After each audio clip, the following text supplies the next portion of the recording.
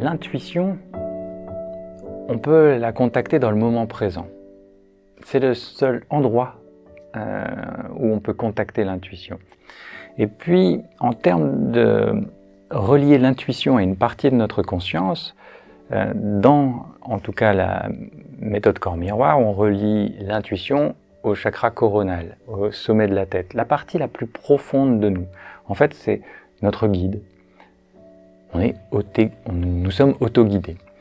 Et cette partie-là, le chakra coronal, est relié aussi à l'unité, à la conscience collective.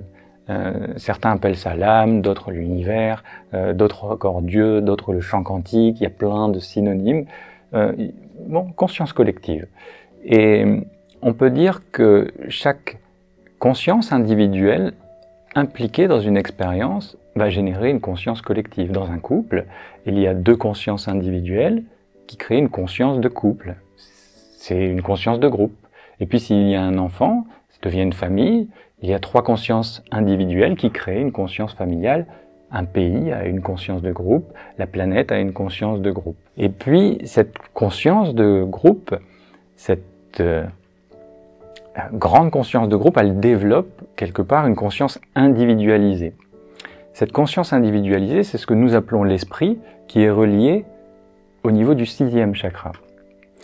Et notre intuition communique d'une manière spécifique, exclusivement pour cet esprit qui a décidé de s'incarner.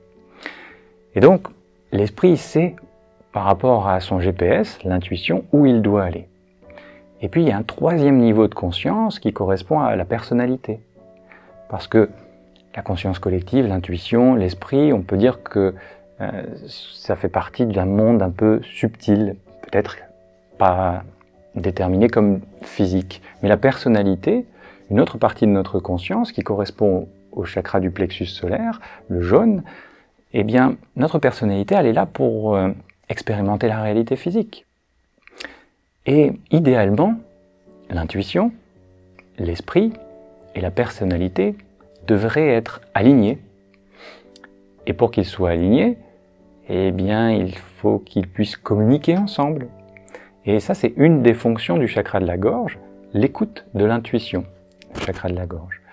Et donc, quand on écoute notre intuition, nous sommes dans un chemin de moindre résistance. Il y aura quand même des petites résistances, parce que nous avons chacun des choses à faire évoluer, et puis parfois, accomplir une évolution emmène vers le fait de traverser une résistance. Mais si nous résistons en termes de personnalité à écouter notre intuition et à la suivre, alors peut-être on sort de nos rails et on va s'engager dans un chemin de résistance. Parce que notre personnalité, le chakra du plexus solaire, le jaune, eh bien c'est aussi le centre de la liberté. Et donc on a un libre arbitre. On peut être libre de suivre notre intuition ou ne pas la suivre. Et en fait, parfois quand on la suit pas, on se dit « Ah, mais si j'avais écouté mon intuition, j'en serais pas là. » Ça veut dire qu'on a entendu cette petite voix à l'intérieur, mais que nous avons décidé de ne pas l'écouter.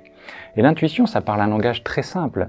C'est à droite, vous observez, à gauche, vous observez, et il y a intuitivement un endroit, une direction où ça fait et une autre où ça fait ah ouais, waouh. Ça, c'est le langage de l'intuition, et c'est spécifiquement connecté au moment présent. Et puis, si vous suivez votre intuition, vous suivez le chemin waouh, et vous vous engagez dans le chemin de moindre résistance, les choses se passent bien pour vous. Et puis, comme vous êtes libre, parfois, vous partez vers le Et si vous partez vers le vous vous engagez dans un chemin de résistance. Mais votre intuition, votre guide à l'intérieur, il veut vous faire rejoindre le chemin de moindre résistance, parce que il sait que c'est là-bas que vous devez aller pour accomplir votre évolution. Alors, il va y avoir d'autres messages qui vont arriver. Peut-être des pensées désagréables et des émotions désagréables. Le premier moyen que votre conscience a pour communiquer avec vous, c'est votre intuition. Le deuxième moyen, si vous vous engagez dans un chemin de résistance, eh bien, ça va être vos émotions. Il va y avoir des émotions désagréables et ça résiste. Et à nouveau, on est libre. On peut décider d'écouter ces émotions. Si on les écoute, on se souvient du « Ah mais oui, je me souviens que je devais aller à droite et en fait je suis parti à gauche ». On reprend notre chemin et c'est un chemin de moindre résistance. Si nous n'écoutons pas les émotions, la résistance, elle augmente. Les émotions vont augmenter désagréablement et puis il y a un dernier niveau de communication que notre conscience a avec nous, ça va être le corps physique. Et donc il peut y avoir, par exemple, un symptôme ou une manifestation au niveau physique. Et en fonction de l'endroit où le symptôme se manifeste dans le corps physique, eh bien on aura la partie de la conscience dans laquelle nous n'avons pas suivi notre intuition, la résistance. Si nous regardons le symptôme comme une métaphore de ce que nous nous sommes fait à l'intérieur, comme une information, on peut la décrypter, on peut ajuster la manière d'être qui était associée, et à ce moment-là, on retrouve notre chemin d'intuition, notre chemin de moindre résistance. Mais nous sommes libres.